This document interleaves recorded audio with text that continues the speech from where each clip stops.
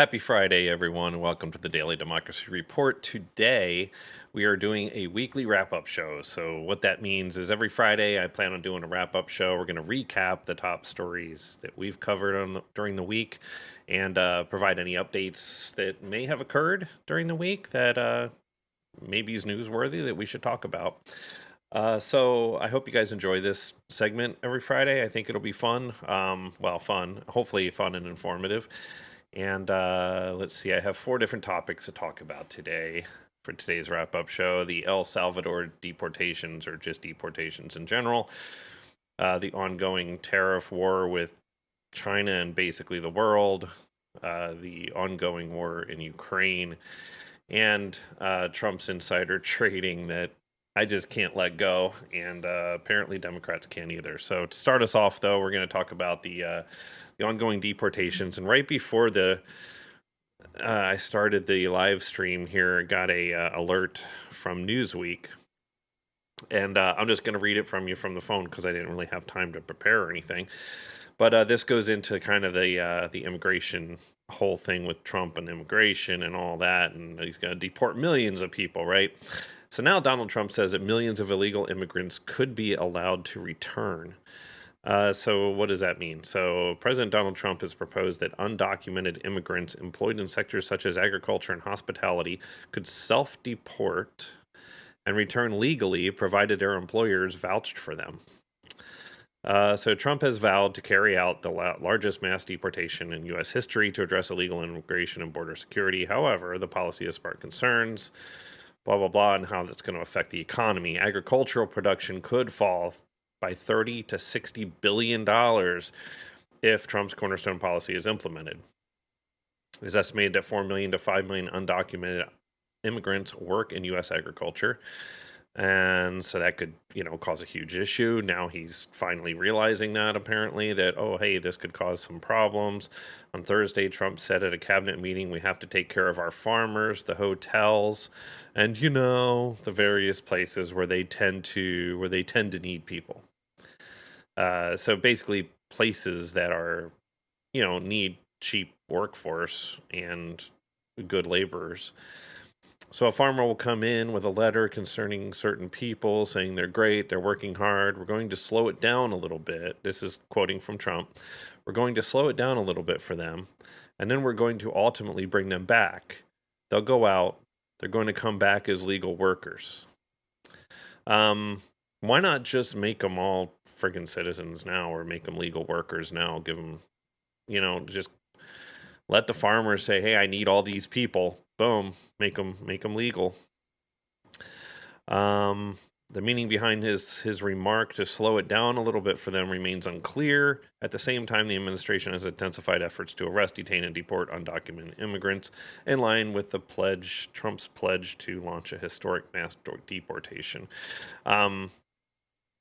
So it goes on. There's some statistics here. 40% of crop farm workers in the U.S. are undocumented. Estimated 1.1 million undocumented individuals were employed in the hospitality industry, to include hotels and restaurants, making up 7.6% of that workforce. So it's not just something you can just snap your fingers, have all these people go away, and American workers, people who are citizens, are just going to step into those roles and work. I'm going to get rid of my higher paying job so I can work there. There's a point to having this immigration the way we have it and the way it's been. The American Immigration Council projects that mass deportation policy could incur a one-time cost of $315 billion.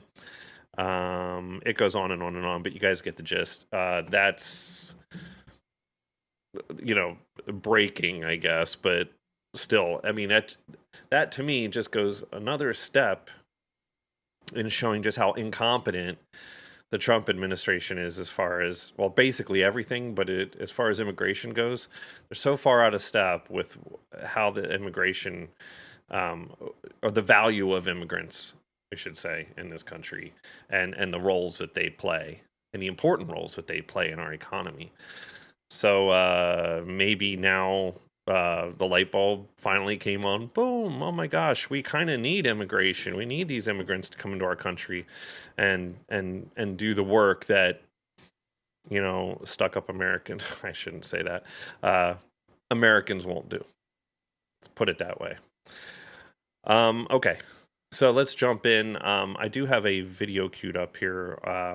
Now, you guys remember the case of Kilmar Abrego Garcia. He is the man from, he got deported to El Salvador. He has no ties, apparently, to any gang. And he got deported. He's in that terrible El Salvador prison, CDOT. And, well, here, we'll play, let me play this, cue this up for you. Supreme Court orders Trump admin to facilitate return of mistakenly deported Maryland man. Let's hear this. Just about 2 hours ago, the Supreme Court weighed in unanimously. They now say that a district court, which previously ruled in this case, can indeed instruct the Trump administration to facilitate Garcia's return home. It will not be immediate, but the court says the White House has to start taking those steps. Now, because he's not in U.S. custody, he's in the custody of a foreign government, El Salvador, there's still a lot of open questions here. But fundamentally, the core issue in this and related litigation swirling around this maneuver the Trump administration has taken has been this. Can a president use the dubious invocation of a 200-year-old law, the Alien Enemies Act, which has only been used previously in wartime, to justify basically snatching anyone off the streets and then quickly shipping them off to a foreign prison where they will never be heard from again with zero due process? None.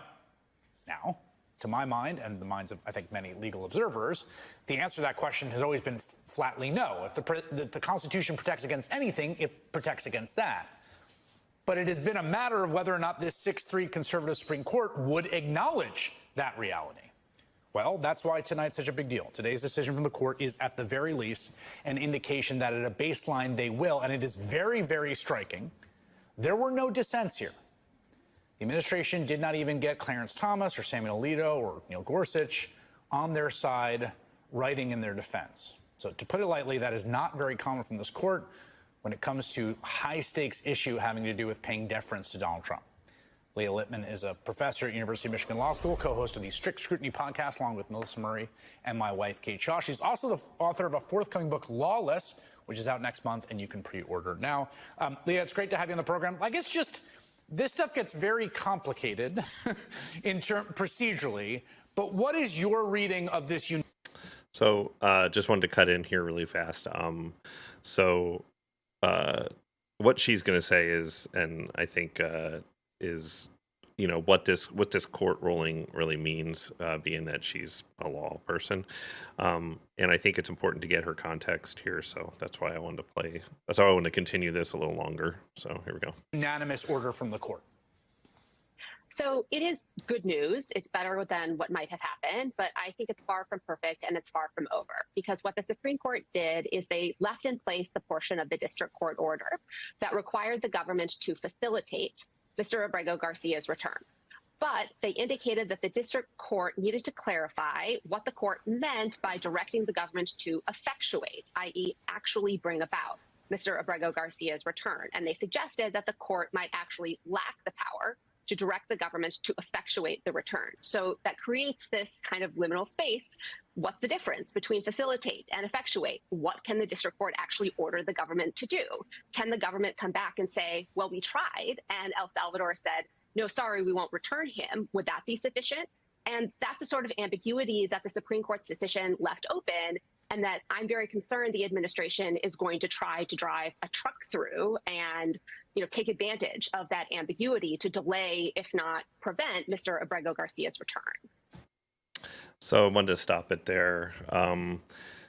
So that's really telling, right? Because I don't think the Supreme Court, like she said, went far enough in this ruling. It does open up a lot to scrutinize that, or to try and, like she said, oh, well, we tried and they said no. And so, yeah, we're done. We're washing our hands with this guy and we're done. Hopefully not. Hopefully he gets back here and quickly. because it was, completely BS that he got sent away like he did. And he's not the only one. There are others, and there's actually no evidence that I know of. I mean, maybe a few of them. There were evidence of some crimes. I think I did report that during the week that there were individuals that did commit crimes and stuff like that, murders, things. They should be gone, and they are. So that's good. But there's a lot of them that I don't think there's any evidence that they ever did anything wrong. And there's another individual that I'd like to highlight in an article. Let me try to bring that one up.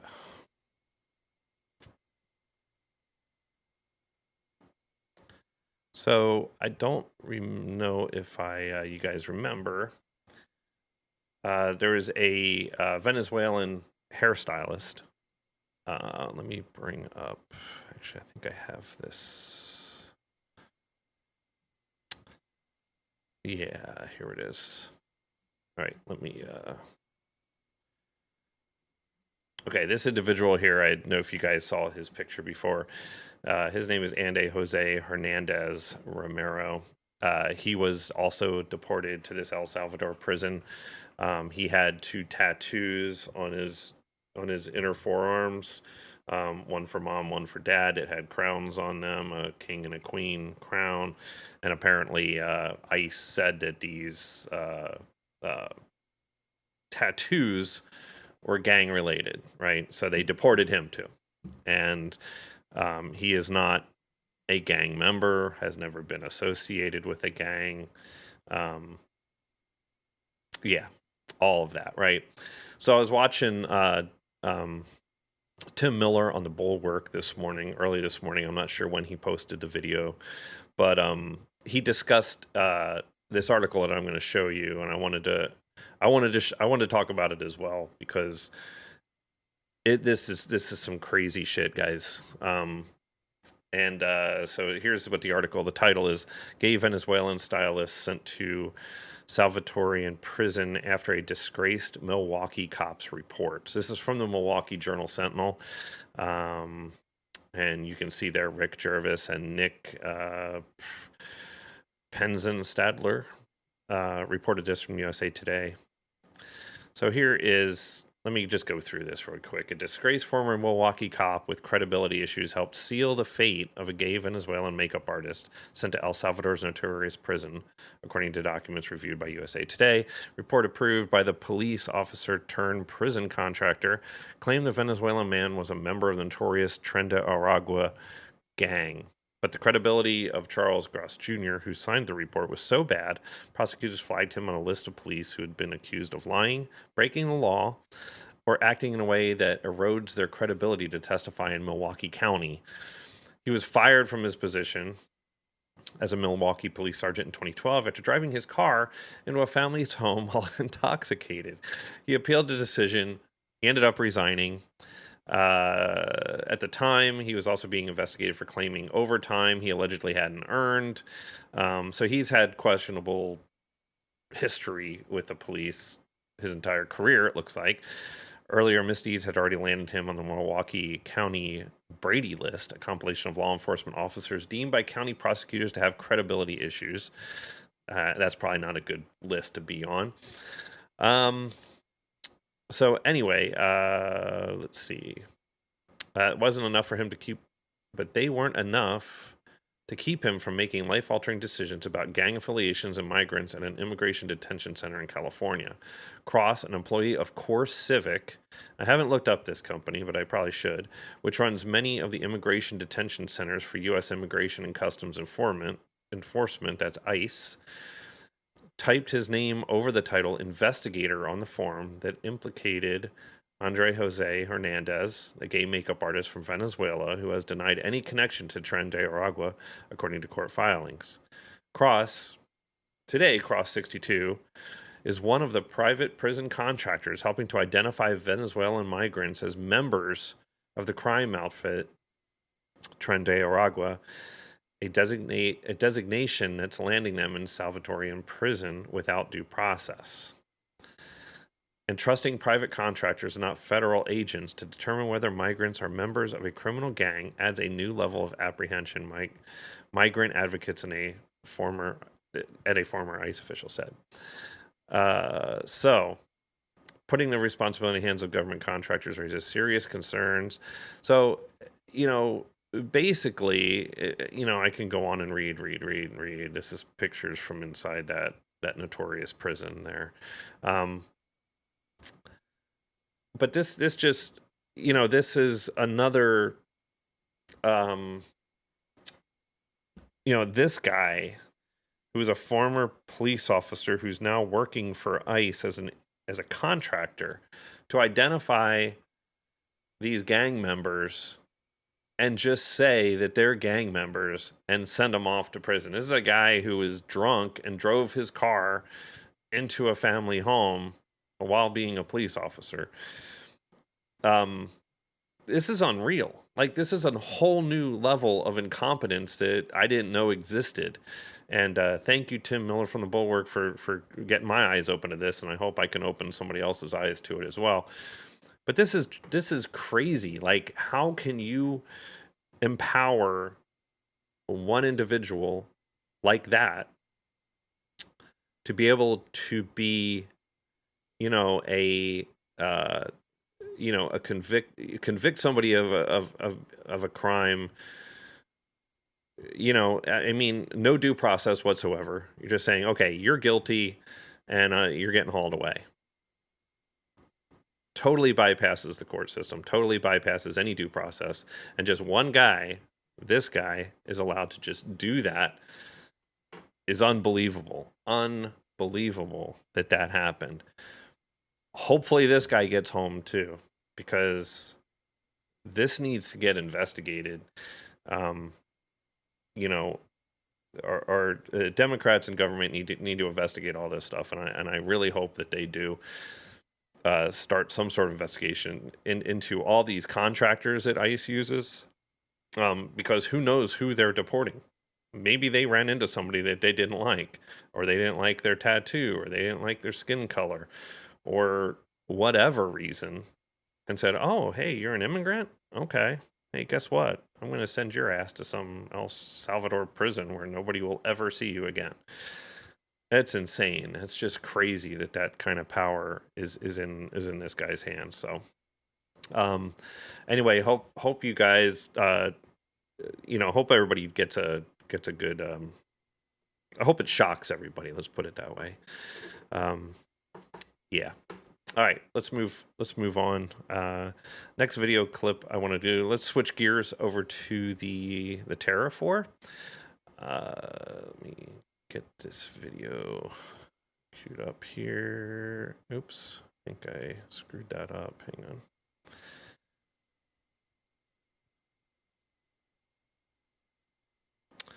Okay, where do I want this to be?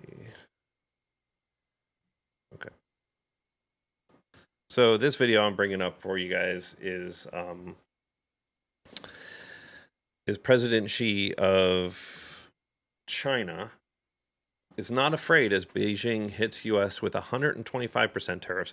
I believe yesterday I was reporting that it was 84%, and the U.S. had 125% tariffs on China. Now the U.S. is at 145% because Trump just makes his shit up every day and say, yeah, it's really 145%. So we'll go with that. So China raised theirs up to 125%.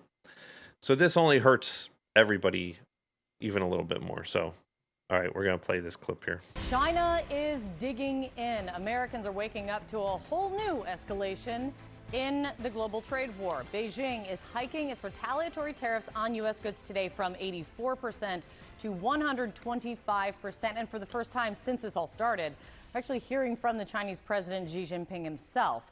Xi's saying that his nation is, quote unquote, not afraid, and also warning, quote, there are no winners in a trade war, and going against the world will only lead to self-isolation. This after President Trump raised tariffs on Chinese goods even higher, 145% now, as we're all trying to keep track. The White House says they're waiting for China to pick up the phone China says essentially the same thing about the United States. This very clearly showing what a tit for tat looks like, sending markets tumbling Thursday. But President Trump still optimistic when meeting with his cabinet. We think we're in very good shape. We think we're doing very well. Again, there'll be a transition cost and transition problems, but in the end, it's going to be a beautiful thing. It's going to be a beautiful thing. You guys just wait. You wait. It's going to be so great. Yeah. I don't think that's good. Yeah. It's not going to be good. It's actually not so good. And we talked about the tariffs as it affected two small business owners. We had that, I believe that was yesterday's video, and we talked about the a couple different stores and that they were months away. One private business owner said that her stock was sitting on a Chinese dock and couldn't afford to get the product out because it went from $30,000 to $200,000 would be those import fees that she wouldn't be able to afford. So that product is just going to sit there, and who knows now? Now it's even more. So it just got worse. So let's follow this up. We have another video. Let me bring this. This is another business that this guy voted for Trump 3 times. So in my opinion, you get what the hell you get at that point. If you're that, well, I'm just gonna say if you can't see the forest through the trees, then if you can't, you're not very smart if you voted for Trump 3 times. I just cannot see how that's a good thing. A convicted felon, convicted of sexual assault, all these God-fearing Republicans voting for a freaking felon. It's unbelievable. But anyway, let's it's comical to me. I'm sorry. It's just I don't understand the mentality of some of the voters. Okay, so this is, let's bring up this video here. Okay, this is an individual. He said, I never thought I was going to lose this much money. So he raises bees. He has a honey company. So he harvests honey from bees and sells it. And let's take a listen here. 3 times. How do you feel about your vote for Donald Trump now? Well, I feel like perhaps I should have considered some other options. Among other things, Jim imports packaging supplies for his honey, so he's paying. So I didn't want to get that far into that. I just wanted to highlight that beginning or that clip there where it said, he voted 3 times, and maybe he would have liked another option instead. So we're gonna go to the beginning of this video though. So I just wanted to highlight that part. We want to have as many bees as we can to make honey. At Secret Garden Bees, a honey farm in Linden, North Carolina, farmer Jim Hartman has one eye on his bees and the other on his bank account. Ideally, we'll get 100 pounds of honey per hive per year. How do you feel about paying more for things? Well, if you find someone who says, I'm happy about paying more for something, you point them out to me. People who already couldn't afford fresh vegetables, who couldn't already afford to put good food on their plate, are the ones that are really going to be hurt by this. Did you ever think when you voted for President Trump that things were going to cost you more and you were going to lose money? I never thought I was going to lose this much money. All right. Never thought I would lose this much money. So that's somebody who voted for Trump 3 times. Yeah, it's kind of nuts, man. These tariffs aren't making anybody happy. Yeah, it's kind of crazy. So let's switch gears. We're going to go to Ukraine war now. Enough on tariffs for today. Let me see what the market is currently doing. Do I have that live here? Let me see. Oh, actually, things are looking green today. They're not fantastic. They're not going crazy, but not too bad. But I'm happy to see that Tesla is still down. So let's get them out of business if we can. All right, I'm gonna go to the next video here. Let me see. All right, switching gears over to the Ukraine war. We're gonna start this video at the beginning. Let me see. Get the right one.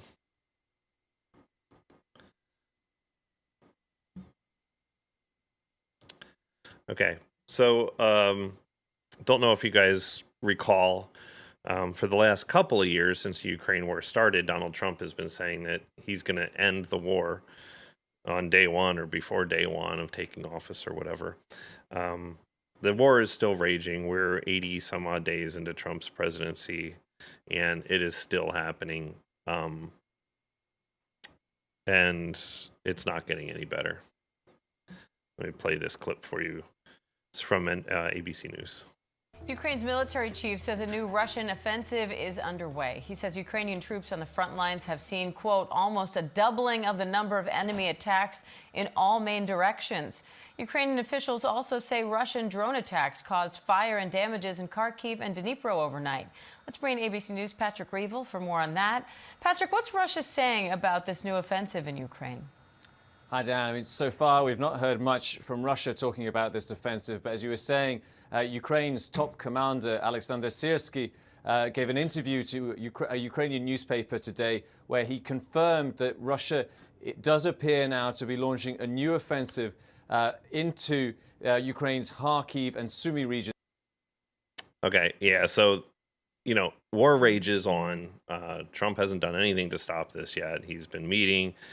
Apparently, he's had people meeting with Russia and, you know, not much with Ukraine, just berating President Zelensky and having serious talks, apparently, with Russia. I'm not sure exactly how that's supposed to solve anything.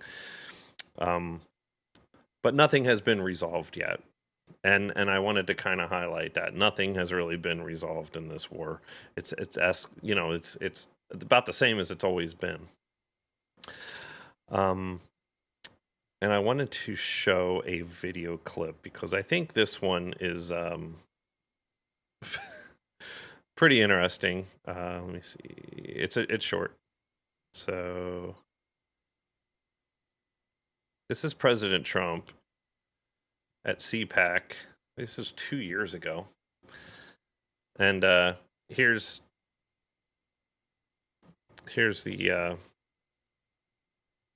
the orange president talking.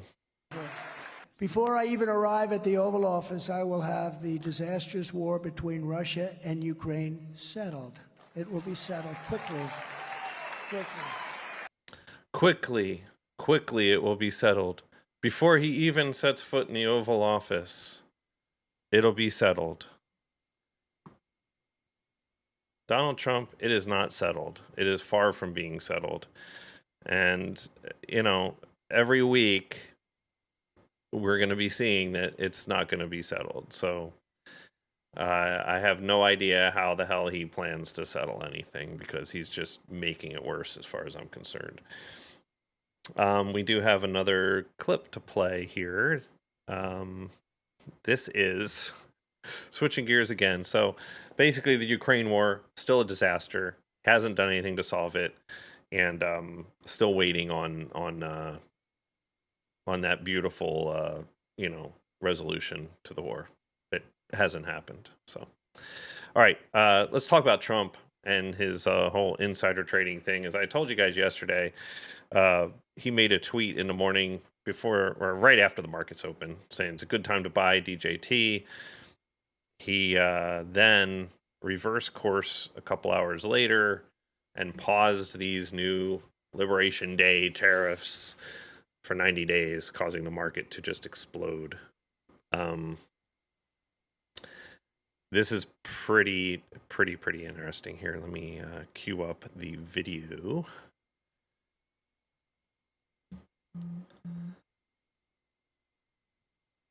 And let me get this. Okay.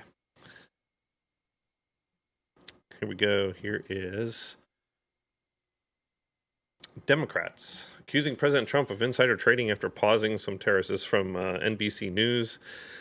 This one is pretty good because Democrats are starting to get on board and saying, "Hey, we want to find out what the hell's going on here and what's been going on during this whole deal."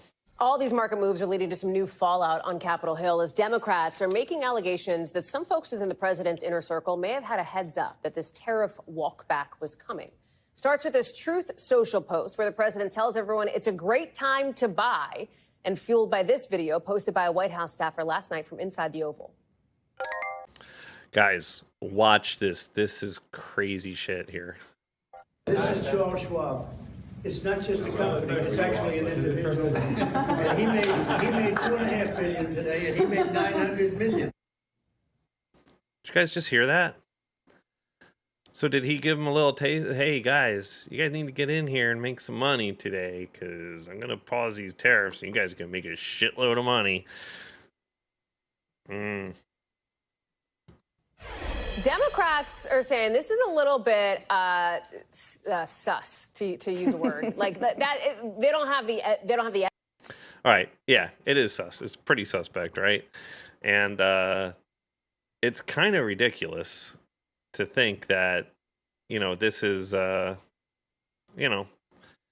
is where we are. I do have another clip I wanted to show you guys. This one is kind of the Republican responses. I think I queued this up right. I didn't plan on doing this, but I think it's pretty fun to see. Fun, disturbing, whatever. Dig at President Trump. It's pretty obvious that when the stock market's in a dip, that maybe if you have some money, you might consider investing and make some money when it picks back up again. I think any idea of insider trading is ridiculous. And so they're just writing it off like the Democrats are like, hey, this is some pretty suspect shit here. This is not on the up and up. This looks pretty shady. We need to take a look at what what the people in the government have done here and what Trump's given a little taste out to.